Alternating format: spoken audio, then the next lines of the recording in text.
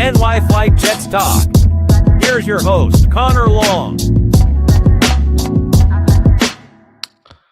The New York Jets kick off their preseason slate this week. Training camp is in full swing. The Jets' first unofficial depth chart was released moments before we went live. We're going to talk about the latest surrounding the NYJ and much more, all coming up here on a Monday edition of NY Flight Jets Talk, presented by Jets X Factor. Let's go. This is NY Flight Jets Talk with Connor Long. NY Flight Jets Talk. We're talking Jets, Jets, Jets, Jets, Jets, Jets.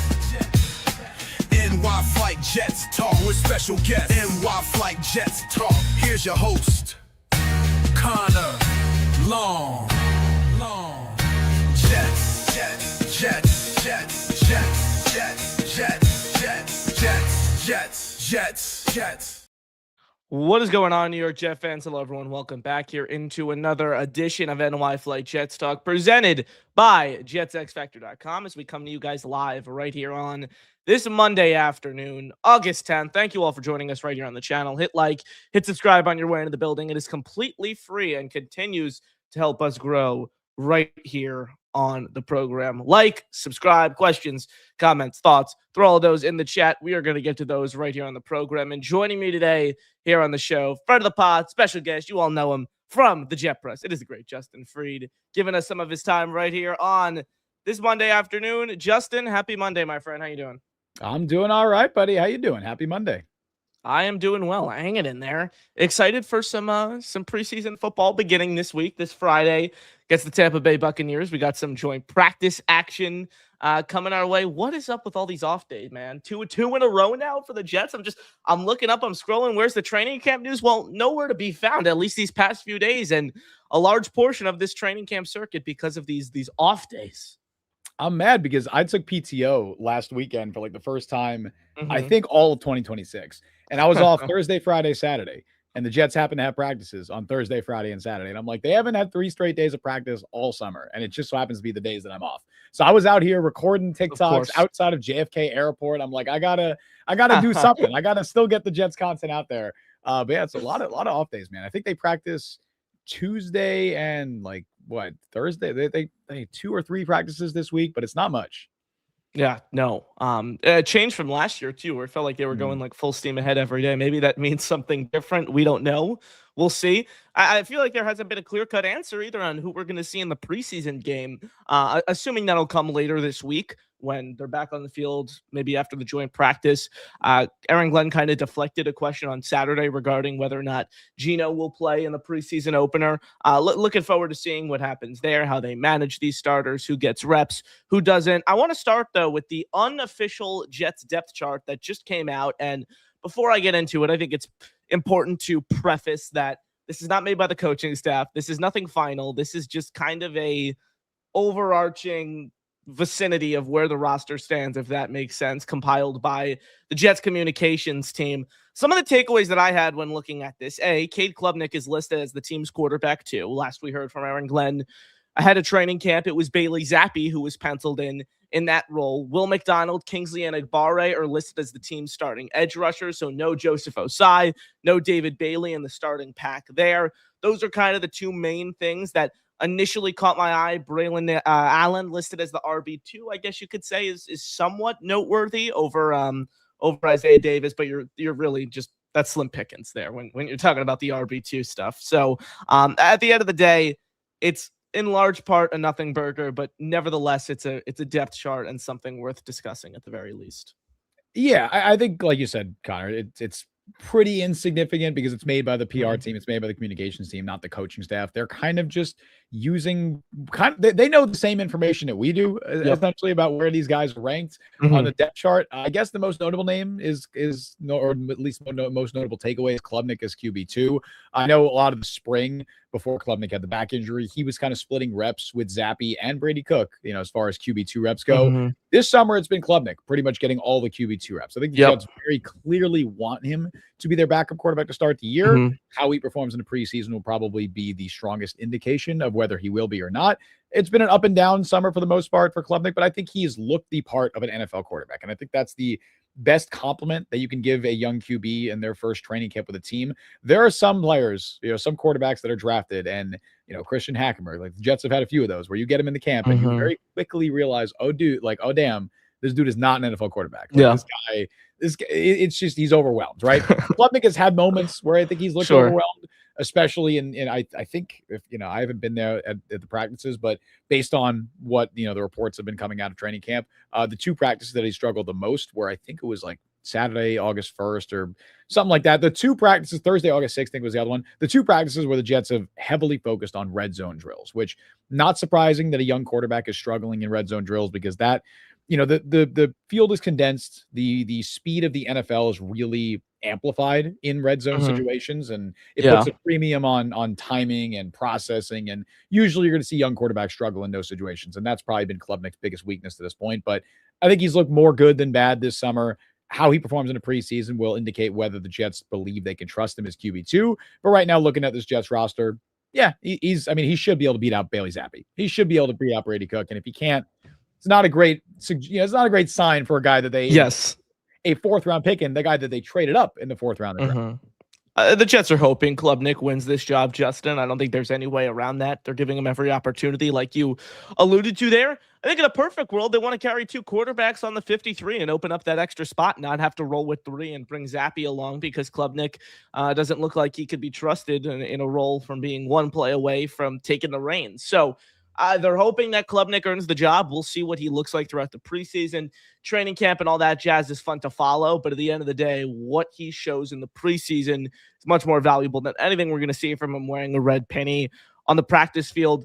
The main topic for today that I kind of want to talk about with you, some guys who maybe could potentially be on the roster bubble, guys who are surprise cut candidates, if you will. There have been some names I've just been monitoring and keeping in my mind throughout these training camp practices who've underperformed, to names I haven't heard a ton.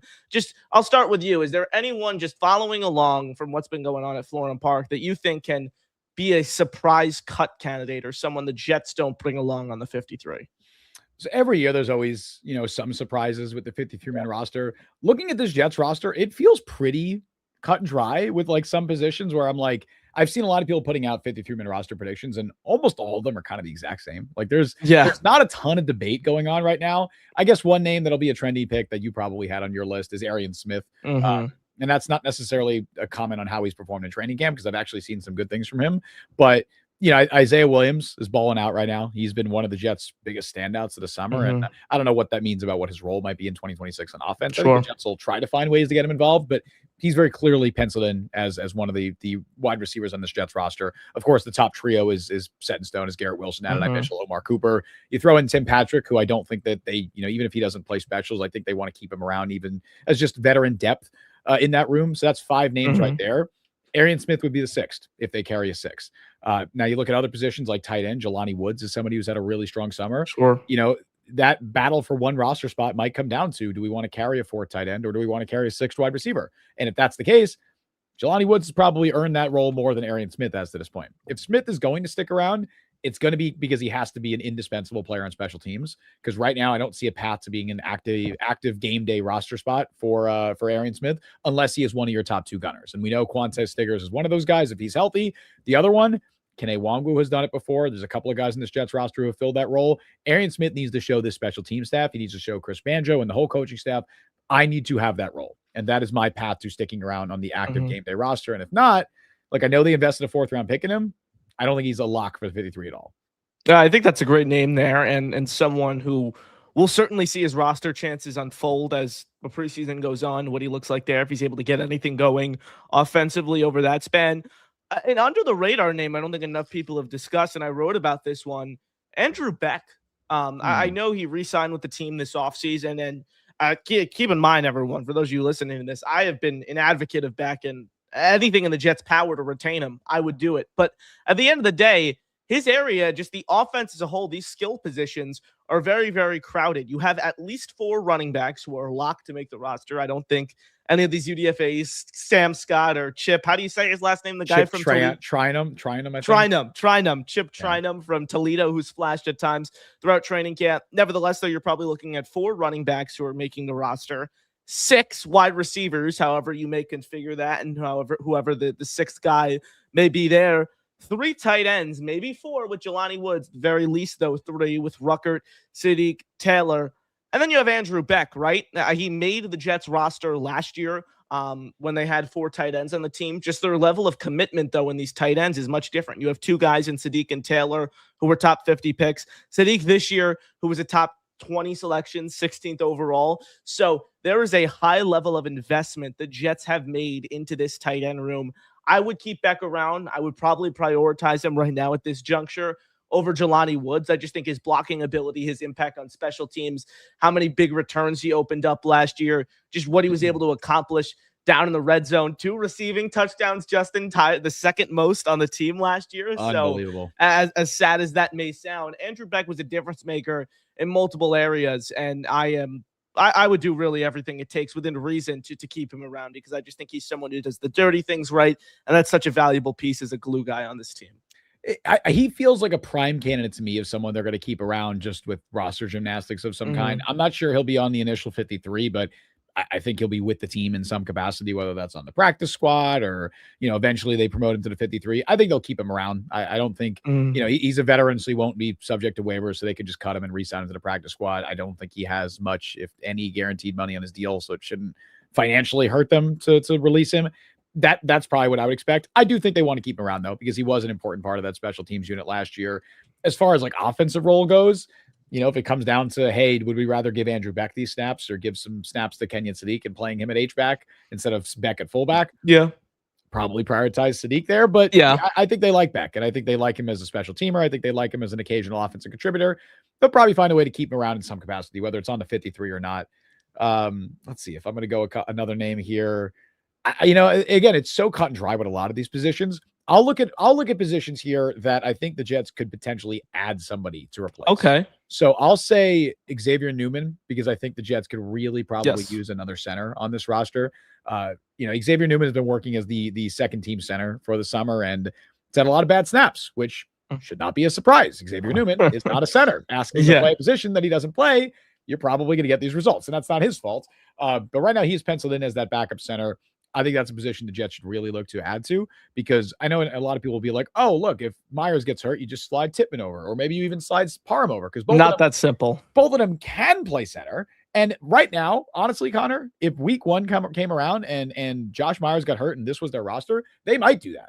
That's not an ideal solution, though, because you don't want one injury to happen and then to have to change 2 different starters on the O-line. And also, who's playing? I don't mean to cut you off here, Justin, but in that case, who's playing guard? Right. Like Inez Cooper. Who? Landon Young and Inez Cooper? Like the whole the interior offensive line depth as a whole has been something I've been very vocal about this offseason as a major concern. Like, even if you do that, you don't have a proven guy coming in at guard either way.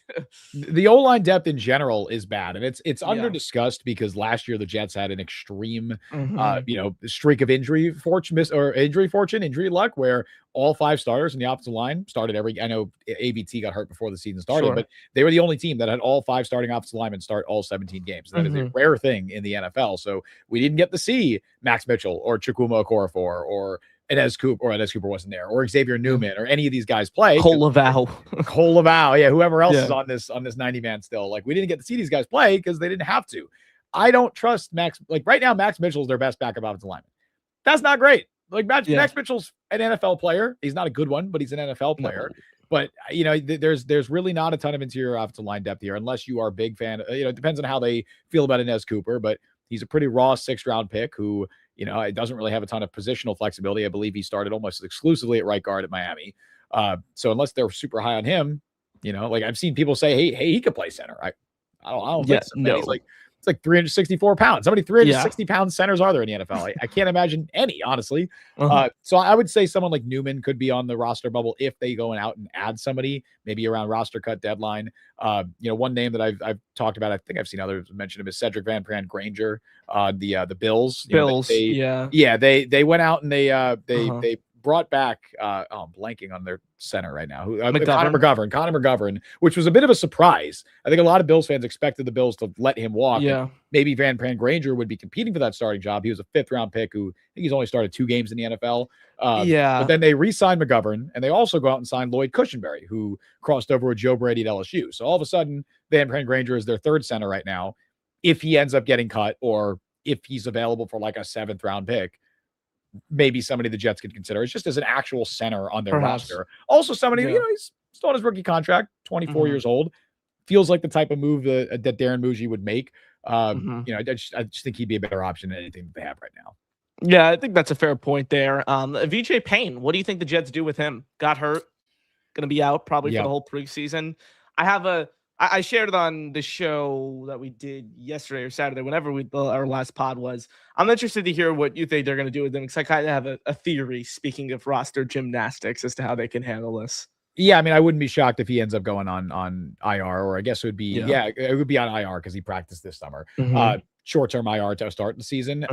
I hope it wouldn't be like a season-ending thing, but I could see a situation where they place him on IR to start roster cuts, kind of, because right now he's, there's 4 safeties that are very clearly ahead of him, which was already going to be the case entering the summer. Sure. But he's someone that you really wanted to see healthy and making an impact at training camp. And, I think going into the summer, I was like, hey, man, why can't he push Andre Cisco for a spot? And then the Jets came out in the summer and it's like, oh, Andre Cisco is actually your starting safety. And it's like, oh, unexpected, but okay, sure. Yeah. That's been an unfortunate development of training camp, is that the Jets seem to see Cisco as their second starting safety opposite Minka. We'll see if that carries over into the regular season.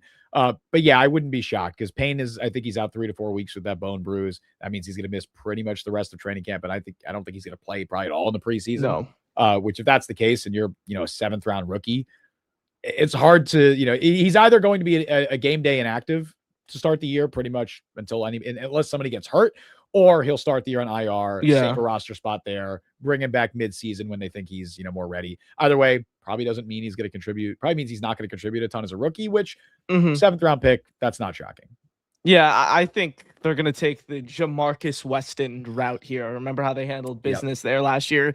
Bit of a different situation. He was a linebacker who was undrafted, but had a really good showing in the preseason. They wanted to keep him around. Coincidentally, suffered an undisclosed injury during the preseason, and they put him on short-term IR. That bought them 4 weeks to then make a decision. You keep him under team control without having to utilize a roster spot. I think that's what they'll do with Payne. I mean, the Jets have cut 7th-rounders before. They have cut 7th-round safeties. Jalen Key, a few years ago from Alabama, Mr. Irrelevant. Although I think the roster is completely different that year in 2023 than it is right now. The Jets, I think, are going to want to retain their draft picks. I don't think a 7th-round player and VJ Payne, who was largely categorized as a steal, I don't think him getting hurt should take him off the Jets roster, if that makes sense. So I don't think this injury should hurt his roster chances one way or another. Is it disappointing? Absolutely. This is the time of year where late day 3 guys, 7th-round picks, have an opportunity to win over the coaching staff, win as many reps as possible, and so on and so forth. So disappointed that he's missing out on this time, but I don't think that necessarily means he should be left off of the Jets 53. There are a few names I've just been scouring the cut down day market, looking at guys that could potentially fill areas of need for the Jets. Now, these guys aren't going to be high-level starters for you. These are positions the Jets probably should have addressed throughout the offseason, but for one reason or another, they didn't. A few names I really like at backup center who, based on everything I'm reading from reporters, they could end up getting cut loose on cut down day and enter the waiver wire pool there. Jared Patterson as a backup interior offensive lineman from the Texans. John Gaines II from the Cardinals fill that same role. And Jordan Meredith from the Raiders. Those 3 guys, names that could potentially be cut loose. Meredith, I think, makes sense, having the connection with Geno from last year in Las Vegas. The thing that I'm looking at in a potential backup center, if the Jets make a move there, decide to add an extra backup interior offensive lineman, they need someone who has starting experience. That's my biggest gripe right now with the room they have. I mean, Cole Laval, Justin, this is his 3rd summer with the Jets, and the guy has not played an NFL snap yet. Yeah, he's been with the Jets for 3 years. All those guys, except Landon Young. I mean, we think Xavier Newman's played a lot more than he has. Xavier Newman's played just 31 NFL snaps, all coming with the Jets. So at the end of the day, they need guys with experience. Patterson, Gaines, and Meredith offer that. Those are just a few names I'm monitoring there. Yeah, sure. It's a fair call out. They need a natural center at backup. Like Mhm. ideally, they have experience too, but they just need somebody who could play the center position. Yeah. Which it's not fair to Xavier Newman to rag on him and be like, yeah, he can't play center. It's like, yeah, he's a guard. Of course he can't play center. Mhm. He played center in a pinch. I remember his first game that he played with the Jets With the was Giants, was yeah. the Giants game where he came in and there was the Uh-huh. late spike or whatever, and he had to Oh, hustle Jesus. down there. But like it was like, oh man, this dude's a hero. He's never played center before. Wow, I can't believe he's able to do this. Now we fast forward a year and a half later, or whatever it is, and it's like, oh, he's our backup center. It's like, whoa. We were just saying Yeah. he can't play center. Now he's Exactly. just our plan. Now he's our actual backup plan at center. Like Yeah. they just need somebody who could actually play the position. Any of the names you mentioned are natural centers and can play center. Mhm. So I just they need someone who could play that position. I think that's a position they could look at roster cut down day. Obviously, quarterback is going to be a position to monitor as we get closer to Mhm. roster cut down day and see if they make any trades there, depending on how Klubnik looks. Like linebacker is another position they could probably use some extra depth there. I like Michael Walker. I think he's a fine third or fourth linebacker. Kiko Malinois didn't show me much as a rookie. I think he's a special teamer. Marcelino McCurry-Ball's a special teamer. They have Yeah. the same backup linebackers that they did last year, and it was not a particularly good linebacker room last year. Obviously, you add Demario Davis in there, and that's helpful, and you hope Jamie Sherwood bounces back, but Sure. I think they could use some extra depth at that position as well. Questions, comments, thoughts, all those in the chat. We're going to get to those. Hit like, hit subscribe, Connor Long. Joined by Justin Freed right here on a Monday edition of NY Flight Jets Talk, presented by JetsXFactor.com. Brian in the building says Chip will likely lead the Jets in rushing attempts and yards in preseason week 1. Thoughts? Yeah, I mean, probably. I can't imagine Brees plays much. Isaiah Davis is Yeah. going to be out, I think, the entire preseason, it sounds like, with that knee injury. So a lot of Braylon Allen snaps, but if Braylon Allen is their RB2, which I think internally, I think they still do view him as like, if Brees were to go down, this is the guy who's getting the most carries. So I don't think you're going to want to risk too much injury with him. So yeah, you're going to see a lot of Chip trying him. You're going to see some Kene Nwangwu, but I can't imagine that much because he's another guy that one, you certainly don't want to risk injury with him, just given his history, and two, he's a valuable player on the roster. So you'll see a lot of Chip trying him. You'll see some Sam Scott trying him. Was a former, I think, 4-star recruit. I think he was an Ohio State recruit. So there's some pedigree there. I think that's probably a good take, Brian. I agree with that. Follows that up by saying VJ would make the 53. Some vet would get cut. Then VJ hits IR, and the vet Beck/Patrick gets re-signed. I think I got to brush up on the roster rules now. I think that they changed it within the last year or two that you don't have to do that weird roster gymnastic stuff, that you can now, there's a certain number of players that you can place directly on the IR and they don't have to be on the initial 53 before you. I'm not like positive on that, but I'm pretty sure. I'm pretty sure they changed that. I don't know how many players it is, but it was so dumb because it used to be for the longest time, as of very recently, that you had anybody you're going to put on IR, you had to keep them on your initial 53 and then move them to IR. Otherwise, if you put them on IR before the roster cuts, they'd be out for the year. I think they've changed that, thankfully, and you could do a couple of players. I don't know the exact rules, and I wish I did. If you vamp, I can Google it. But I think that's a thing now. But Beck is a prime candidate if they do some sort of roster gymnastics. That he's somebody they can easily cut and bring back, and whatever other veteran they could do that with. They could probably. I don't think they have much guaranteed money on like a Jason Sanders. So if he's the kicker, they could probably do that as well. Like guys like that make the most sense. Mm-hmm. Yeah, the Jets luck. Jason Sanders would get swooped up, and then you'd be kickerless and have to go back to Cade York, assuming that Sanders wins. Well, if they don't go on waivers, they should be fine unless some other team just offers him more money.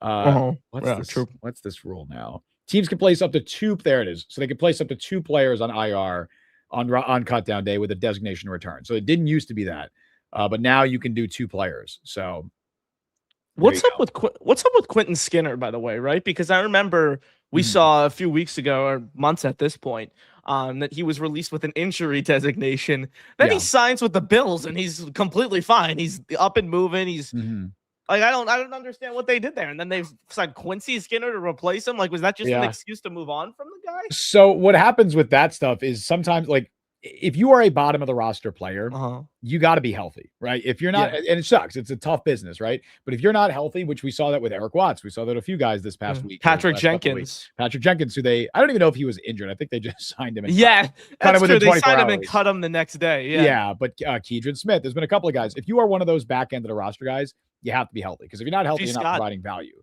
Yeah, exactly. You need to be providing value. So I think Skinner got hurt in minicamp or OTAs or whenever it was, and Obviously, the Jets didn't have any timetable on his recovery. Clearly, it wasn't like he's going to be out for the year. Yeah. But they wanted to use his roster spot on someone else because they valued that roster spot over overvaluing Quentin Skinner. He was then claimed by the Bills. Obviously, the Bills didn't, like, whatever the injury was, it's undisclosed. I don't think it was ever actually reported what it was. But clearly it wasn't significant, and he's playing with them now. But yeah, if you're, even if it's not serious, like I know there's a couple of like G. Scott, Jalen Waltall, whatever, like these guys were signed and immediately waived an injury designation. If they get any kind of injury, if you're a player like that and you sprain your ankle and you're out for 4 weeks, you're done. Like you're getting cut. Yeah. It's just, it sucks. I mean, Jarius Monroe last summer, got hurt as well, and he ended up getting waived with an injury designation at the end of roster cuts. And then they brought him back in November or whatever it was on the practice squad, but he wasn't on the team for the first like few months of the year. It's just, if you're a back of the roster guy, you got to be healthy. If not, you're probably getting cut. It sucks. What are your thoughts on the cornerback battle the Jets have going on right now and just everything you've seen unfold in that regard? So going into the summer, it seemed like Nashawn Wright had the early edge there over Azareye'h Thomas. And I'll be the first to say, hand up, I've been kind of low on AZ Thomas. At least, I think a lot of fans were higher on him than I was. And maybe that's the way of phrasing it. I'll elaborate on that. I'll take less responsibility. Not that I was low on him, but I didn't think there was anything we saw from him as a rookie that made me think, oh yeah, this guy should be trusted as somebody that is competing for a starting job, or like trusted as a starter going into year 2. Well, hey, look, I'll finish my thought in a second. Okay, go ahead. I think I'm being proven wrong at the moment. But I wasn't overly encouraged by what we saw from him as a rookie. I wasn't discouraged. It was an unfortunate thing because the Jets traded away Sauce Gardner, and some of the thinking after they do that is, okay, now look, cornerback room is barren, but major opportunity for AZ Thomas because this guy is somebody we invested a top 70 pick in. We think a lot of him clearly. Here's his opportunity to start. And then he starts like 4 or 5 games, and then the shoulder injury happens, which sucks because those were valuable reps that really would have been used to evaluate whether he should be viewed as a starter going into 2026. So going into the summer, I kind of expected Wright to be more of the starter. I think it sounded like he was ahead of Thomas in the pecking order. And I'm a massive D'Angelo Pons guy, and I staked my claim a few weeks back, and I'm not changing this now because he's been hurt. I think D'Angelo Pons' long-term future is as an outside cornerback in the NFL. I don't know when he's going to be given that opportunity. It would have happened this summer had he been healthy. Now it's a bit of a harder path for him because AZ Thomas is coming in. He's looked really good. And Stevens is in a good camp too. So it doesn't seem like, Stevens is also locked in one of those starting roles. And they like Nashawn Wright as like their dime corner. So right now I would say early on in his career, Pons is likely going to be a nickel corner, which I think if he didn't get hurt, was probably a path to a starting outside job. But all this about AZ Thomas to say that he's come in and been one of their best players in the summer, like one of the most like stock up players this summer. So I am very happy and ready to change my tune if he comes out and balls out in the preseason. Right now, I would say he's probably like ahead of Wright in the pecking order as far as like who is most likely to start as their cornerback 2 to start the year, which I wouldn't have said that 2 weeks ago. So I'm very happy about that because I think he's a big X factor in his defense that if you can get a long-term starter at corner there, even if he's not ever a cornerback 1, because I do think the lack of deep speed is concerning at times with him. I think he's somebody that doesn't have the recovery speed to account for mistakes in coverage. And there was Mike Luciano, my co-host of Jet Press Podcast, brought this up. There's a good point on AZ Thomas when you're looking at his 2025 film. He looked a little hesitant on tape last year. And, it's not uncommon for a rookie just entering the NFL, but it is really damaging to his play style if he is hesitant because one, again, doesn't have the long speed, the recovery speed to recover if he's a bit hesitant on a play. Yeah. And he was always at his best at Florida State when he was playing aggressive, both aggressive in coverage, aggressive as a tackler. Like he is an aggressive as a press player. Guy too. Absolutely. So if he's playing hesitant, he's not going to be at his best. The hope is that going into year 2, he's a bit more comfortable in this system. He's a bit more comfortable just as an NFL cornerback that he could play like the player he was at Florida State because his tape at FSU was awesome. He was a fantastic player, even if the speed isn't, what you'd want it to be. He's not Brandon Browner out there, but he's not going to be running a 4.3, 4.40. So anyway, all that is to say, I've been encouraged by what we've seen this summer, and I think he is somebody that is trending towards being a starter for this team, even if I wasn't as high on him going into the summer, but I'm happy to be proven wrong. It's a fair take. I don't know what more we could have asked from him last year, right? Like I think if you look at everyone on the defense last year regressed. Nobody improved. Sure. Like in the exception of maybe 1 to 2 depth guys or backups you could find, or Malachi Moore having a nice 4-game stretch here, although it was his first year on the team, or little tidbits like that. Nobody on this defense sizably improved or got better, or there was any sort of development success or a stride forward. That wasn't shown on the defense last year. So to see a guy in AZ Thomas who came in 3 games into his NFL career, balls out against the Bucs, just a great game there, all around 39.6 passer rating on throws in his direction. I see Brian say Briggs. Yeah, Briggs is an example, but he wasn't here the year before, and nor was AZ Thomas. I'm just saying, like, the guys who played under Olbrich and Saleh and the guys who played under Steve Wilkes last year. It was tough to evaluate anyone on defense last year. It was a correct horrible unit. Yeah, exactly. Horrible all around. So then when a 3rd-round rookie comes in and puts together 2 or 3 really good games, I would say, out of 14, and just didn't look like he didn't belong on the field. I guess that's how low the bar was. It was encouraging. I'll say that. Like, his numbers were not bad. 84.9 passer rating when targeted. 1 touchdown allowed, no interceptions, of course, but 3 pass breakups. Like, I thought he was fine. Allowed 12 of 25 receptions to get completed for 177 yards and a TD. Like, I think those are fine numbers. And sure, you mentioned some things with his technique and how he can improve there. I agree. I don't think his ceiling is as high as a long-term CB1. I just don't think he has the big playability. I don't think he offers enough as a ball hawk. Yeah. I think if you want to talk upside for CB1, it's Nashawn Wright, who you mentioned. Just like, he's a boomer bust type player. Him hitting his boom is a CB1. His bust is a CB4/special teamer, which we've seen before this past year with the Bears. That's who he was throughout his career with the Vikings and the Cowboys, and getting cycled through there as a 3rd-round pick. So I'm encouraged for what the future may hold for Thomas. I just don't necessarily think he has the highest ceiling. I head back to the chat. Duncan says, question, who should we look at Friday that may give us something, may give us some insight, into making the 53?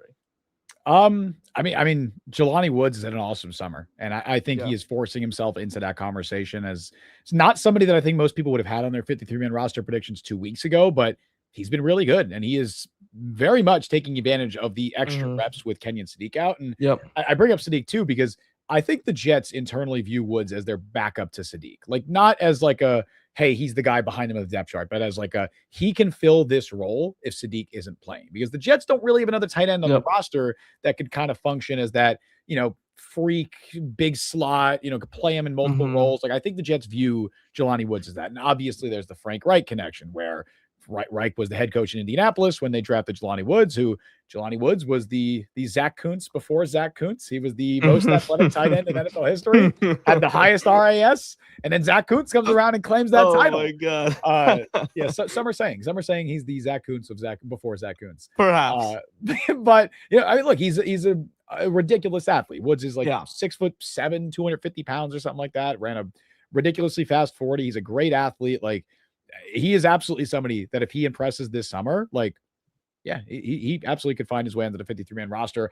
I don't know what his role is on game days, because I don't think he plays much special teams. And look, he was on the 53-man roster all of last year, and he played 4 games. One of them he played 1 snap in, and the other 3 were the final 3 weeks of the season, where I was playing. And he was targeted 3 times. Yeah. Right. You were starting at corner, Connor. Like, it was whoever, right? Yeah. So I don't know what his role would be on game days, but if Sadiq misses any time, right?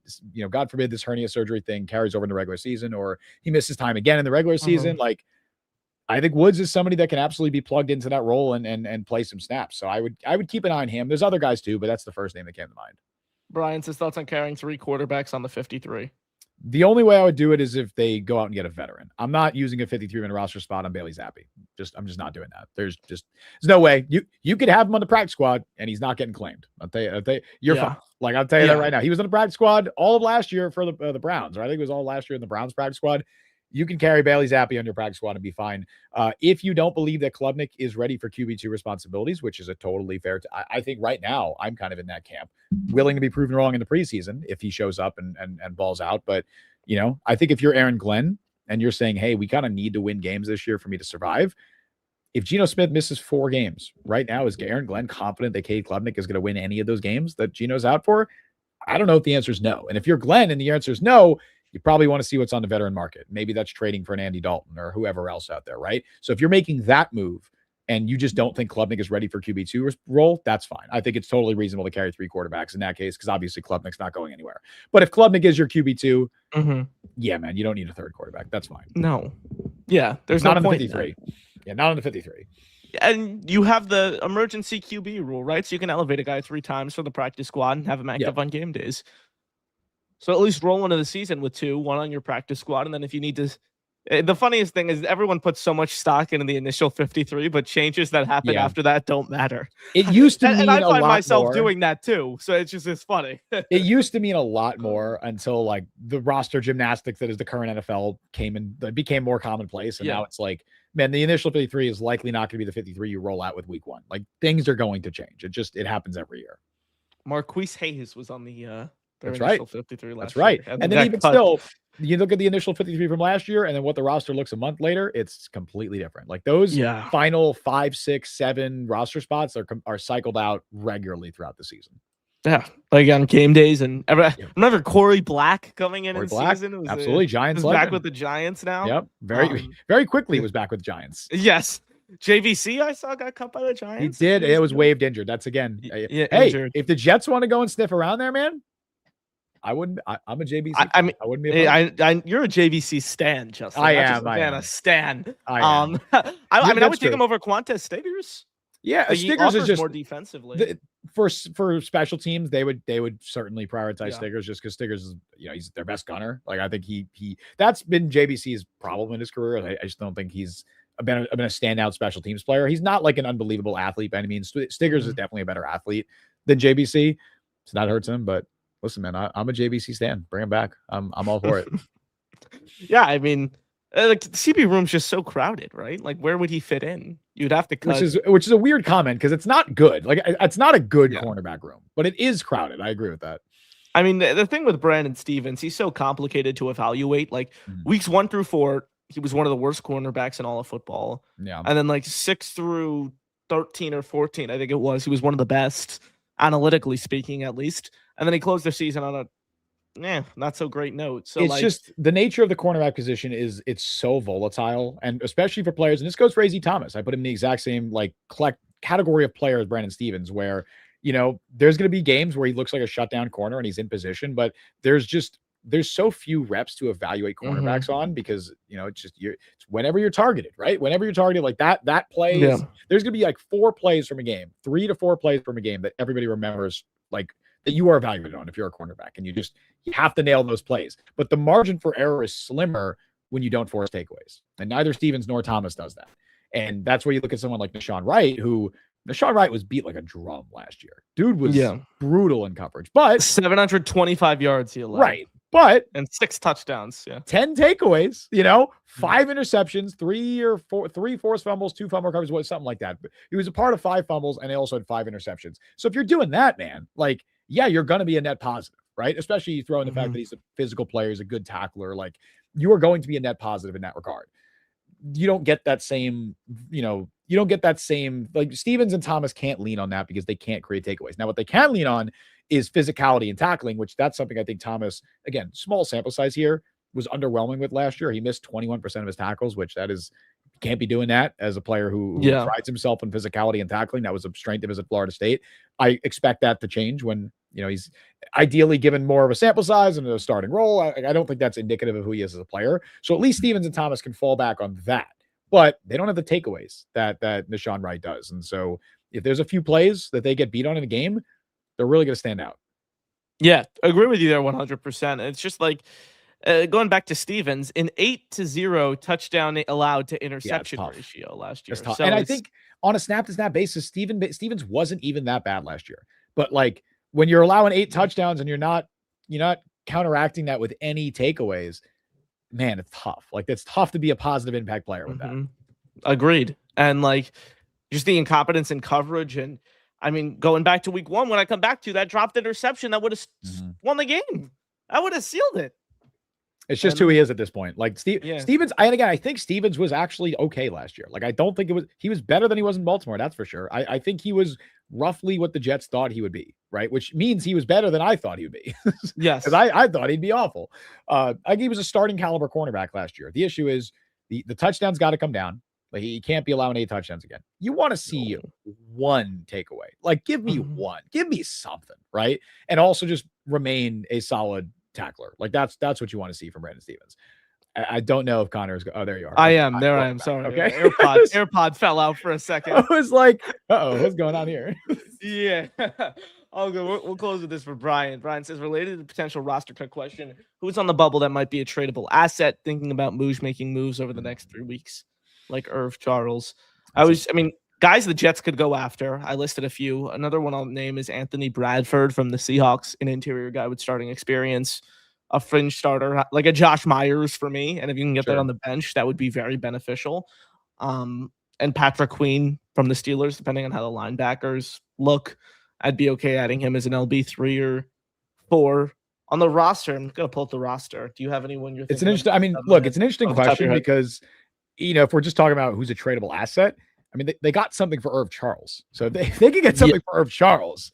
Hell, man, Jordan Clark. Like, I don't know. They could trade whoever at that point. If they're getting no disrespect to Irv Charles and Jordan Clark. Cam Camper. Right. Yeah. Listen, people are saying Jack Heflin. I don't know. So in theory, it could be anybody. Yeah. I'm just trying to think of position groups that they're a little crowded. Interior D-line came to mind, but I just like Harrison Phillips is a name that popped into my head. But I don't think they would trade him. He's on the last year of his deal. Like, in theory, they don't need him. I think they're going to restructure it. They might. Like, they totally like a CJ Mosley type thing. They totally lower the cap hit and guarantee more money. The thought with Phillips would be, well, Daryl Jackson has showed up to camp and he's been awesome and he's better than we thought he'd be. So we have him. We have Onyemata. We have Briggs. Sweat will hopefully get healthy and back out there soon enough. We don't need Phillips. But the counter argument to that, and I think what a lot of Jets fans would say is, well, the leadership matters here. And I agree. And it 100% does. And Harrison Phillips is somebody that you want in your locker room. And even if he's not playing 50% of snaps, which he was doing last year, he could still be a valuable player for you. So I don't think he's somebody the Jets should want to trade. That's just a position that came to mind for me. Maybe one of the safety. If you get something for Andre Sisco, maybe. Yeah. Maybe.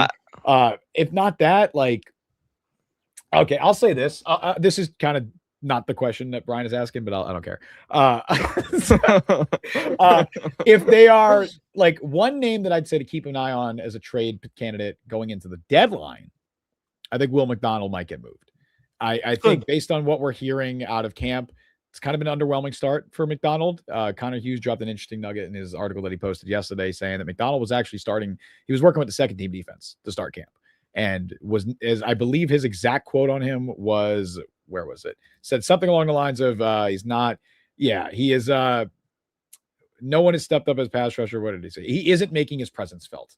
That's how he described McDonald. And I think, takeaways that we've heard probably have reinforced that belief. Haven't heard a thing about Will McDonald this summer. Haven't heard a thing. David Bailey has looked really good. David Bailey is one of your first team edge rushers. Kingsley Enagbare too. Enagbari's had a good summer. Obviously, we haven't seen Osai yet, but Osai is the guy that they invested, I believe, the most money in of any free agent that they signed this offseason. $36 million. Yeah, so Osai is clearly going to be a part of that defensive line. So if you're looking at those 3 edge rushers and you're saying all 3 of those guys are ahead of McDonald in the depth chart already, man, McDonald's in the last year of his deal. He is somebody who has a season with 10.5 sacks. Probably could get something for him. Probably could get like a third. People have thrown out Atlanta as a team that makes sense. Of course, Jalen Walker, the unfortunate injury there. James Pierce is, who the hell knows what his NFL future looks like. At a minimum, he's getting suspended for a long period of time. They can certainly use some edge rush help. And right? Ulbrich. And Ulbrich, of course, you got Ulbrich over in Atlanta. So there's the connection there with somebody who's coached McDonald before. So I don't think he'd get traded before week 1, but as we're going into the deadline, like I know there were teams that were calling about him last year. Seems like somebody that could get moved. Can Peyton Page have another great preseason and you flip him for something? Look, they're Mozzie Smith. Yeah, Mozzie's maybe they flip Mozzie Smith. Who knows? I don't know, man. Maybe they get Derek Noddy style trade. They got something for Derek Noddy. Peyton Page was better than Derek Noddy last summer. Now that's not saying much, but he was. No. Derek Noddy was the worst defensive lineman on the Jets roster last summer, and they got a conditional pick from him. So who knows? They, in theory, they could trade Irv Charles. They could trade Derek Noddy. They could trade anybody. Hell, man, they could have traded Garrison Grimes before they cut him. I don't know, man. They could have traded their backup long snapper. They could like I'm Arian Smith. If he doesn't make the team, someone will give up a 7th rounder Yeah. for him, or at least I'd assume. If you're that fast, you're gonna get another shot, right? So maybe Yeah. maybe you could look to trade Arian Smith. Like that's not a bad shout by any means. Like if he's cut, Yeah. I imagine they'd want to sneak him on to the practice squad. I don't know if he'd make it there, but maybe he would. Yeah, maybe like I don't know, Stiggers. Could you get Maybe. something for I him? don't if he think. doesn't I make think the team? I think Stiggers is staying. I think Yeah. Stiggers is their special teams captain. I either him or Isaiah Williams, but they really like him. Okay. Banjo loves Quantez Stiggers. I would be surprised if he got cut. Your Cisco shout was good. I like that Yeah. idea. Yeah, maybe Cisco. I mean, they wouldn't be trading for Cisco. They based on the really like 2025 Cisco tape. though. They really like Cisco. They do. Glenn, you know what I think it is? I think Cisco seems like a really good dude. And I think Glenn Mhm. connects with him on a personal level, just as like, yeah, man, I like this guy. But man, the 2025 tape was real rough. And you've all Yeah. like Cisco has flashed at points in his career. He didn't with the Jets last year. He was awful, right? Because Cisco's another guy. It's like the down coverage has always been inconsistent with him, but he's been able to supplement that with playmaking chops. He had none of that last year. Like, I think he technically did actually record their first takeaway. I think he recovered a fumble, but like wasn't even close to making a play on some of the balls in the air. Like I think that was Brownlee. Maybe I think Brownlee forced it and Cisco recovered it, or maybe Okay. I don't know. Yeah. But Think like that might- turnover, like interception, that was his bread and butter. Yep. And just like being always being around the ball in Jacksonville those few years. And you got he was none there. of that. Yeah, none of Cisco, that. to Cisco's credit, he did an interview, I think, with the Daily News this offseason or someone, where he was like, yeah, I was ass last year. Like I was awful. I'm very disappointed with how I played. I didn't stay healthy. Yeah. I was terrible and I want to be better. And look, he's a local guy. Shout out Long Island. I believe he's from Long Island. Grew up a Jets fan. So it probably means a lot for him. Yeah, to play the for. pride of Valley Stream. That's right. So Yeah. he and went to Syracuse as well. So he's stayed in state. Like I'm sure he wants to be really good here. I'm sure this means a lot for him. And I'm rooting for him. But 2025 was tough, man. It was a tough year for Cisco. Yeah, I'm continuing to go down this list. I mean, I can't see anyone who's interested. Does anyone want Liam Fornadol, or however you say his name? The UFL standout, UFL legend, Liam Fornadol. Don Bosco product, the There you New go. Jersey Hey, native. I didn't even know that. There you go. Yeah, Maybe. Like I just don't see anyone on this roster who. Braden McGregor's got experience. he's got NFL experience. If some team's willing to give Michael Clemens a 3-year contract, why wouldn't they give a conditional 7th for Braden McGregor? That's my take. Yeah, or a conditional 7th for Jarius Monroe, or Yeah. Jamal Pritchett. Hey, if he has another great preseason, maybe some something. team needs a punt returner, you know? I mean, Yeah. granted, the Jets needed a punt returner for the first 5 Hey, they weeks did of that with last Brandon year. Codrington. Remember that They 2 years did. ago? They They did. got something for Codrington, who's a sheer special teamer. He gives you nothing That's right. defensively. He's 5'7", 5'8". This would be 2 back-to-back really good preseasons for Pritchett. Yeah. Can you get a 7th rounder in exchange for him? Maybe unexpected Jason Sanders and Cade York are perfect in the preseason, and you have to just, it's an embarrassment of riches at kicker for the Jets, and they have to just trade one of them. It's possible. Who knows? Yeah, definitely in play. We'll say thank you all for joining us right here on the channel. Hit like, hit subscribe. If you're watching after the fact. Let us know how you feel in the comments section down below. Thank you so much for your continued support right here on the channel. TBD if we will have a program going on tomorrow, but on Wednesday, a former player coming on the show, former Jets first-round pick, Quentin Coples, joining us to talk some Jets, what he's working on after his career. So Wednesday, 3:30 p.m. EST live. Quentin Coples, former Jet first-round pick, Rex Ryan's guy, whatever you want to call him, joining us on the program. So stay tuned for that. Ladies and gentlemen, thank you all. Appreciate your continued support right here on the channel. Justin, always a blast chopping up with you, hearing your thoughts on this team, what you have to say. Any final thoughts, football related, non-football related, before we wrap things up? Feel free to share those. And then, of course, if they're living under a rock, let everyone know where they can find you. I mean, look, I'm just happy that the preseason's back, man. I'm happy we have actual football content to talk about as opposed to the last few months, which have just been a quiet offseason for the Jets in good ways. But now we actually have stuff to talk about. But yeah, you can find me anywhere. You can find the Jet Press content, jetpress.com, Jet Press YouTube channel. We do a lot of stuff there. Jet Press podcast. We stream every Wednesday at 3 p.m. Eastern time. A lot of fun stuff coming up this year. Some fun plans that we have that might be announced soon. So stay tuned there. Jet Press TikTok, do daily content over there as well. It gets posted on YouTube Shorts. Jet Press on Twitter. You can follow me on Twitter at Justin T. Fried if you're interested in hearing my thoughts about the Jets or about sometimes I've seen about wrestling. If you're interested in that, the Knicks, let's go. There you go. Your 2026 NBA champion New York Knicks. Always got that. Always got that. Just in Yeah. case I mention the Knicks, I'm like, I could spin the hat around. I think all of like 3 pods we've done since then, you've had that hat handy. Probably. I don't plan to stop wearing it anytime soon. I get at least look, the Knicks have been so bad for the entirety of my lifetime. I get at least a little bit of leeway here. With, Exactly. It's a grace period, I guess. But yeah, appreciate you having me on, Connor. Appreciate it as always. Justin, thank you for the time as always. Everyone follow him and his incredible work. Twitter, YouTube, TikTok, everywhere. Justin Frieden, the Jet Press. Thank you all for joining us right here on the channel. This has been NY Flight Jets Talk, presented by JetsXFactor.com. For Justin, I'm Connor, saying have a great rest of your day, everyone. And as always, go Jets, baby. Peace out, folks.